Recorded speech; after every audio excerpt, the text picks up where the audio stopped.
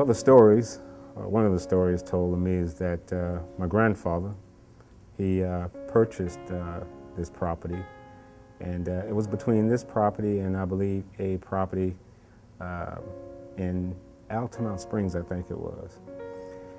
And his friends, this story is told to me by my uncle. His friends, though, asked him why did he want to purchase that particular land.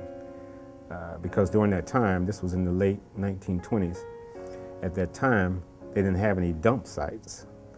So a lot of people were dumping there on the property.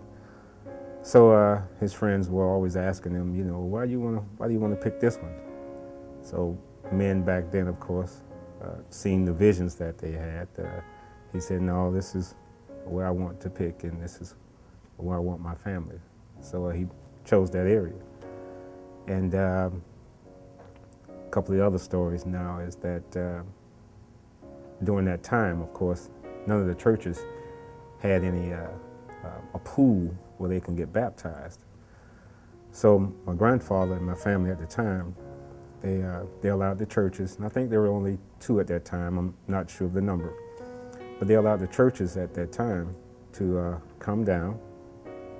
They would leave the church, walk down to the property, and baptize, you know, during that time. And there are pictures also. I think Miss Louise Johnson Wright, I think her father was one of the preachers who came down and did some baptisms. My grandfather also, he allowed the Boy Scouts and the Girl Scouts during that time also to come down.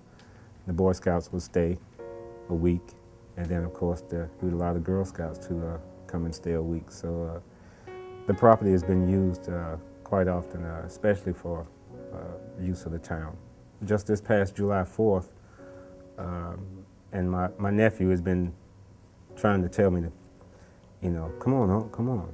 And so I went on down to this 2012, July 4th, and I understand now why he's trying to get me down there. It was a beautiful, beautiful event.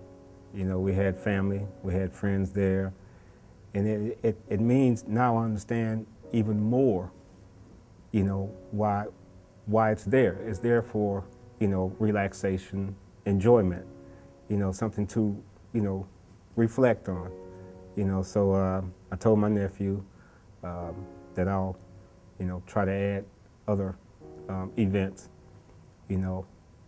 As a matter of fact, this coming September, Miss Nathiri and the town, of course, they want to have another event there in regards to Their Eyes Were Watching God, their 7th anniversary. So my mom and I and the family, of course, open arms, said, come on down.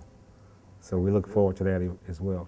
No matter what our differences are, you know, in life, you know, with each other, what have you, you still want to make sure that this town, you know, remains.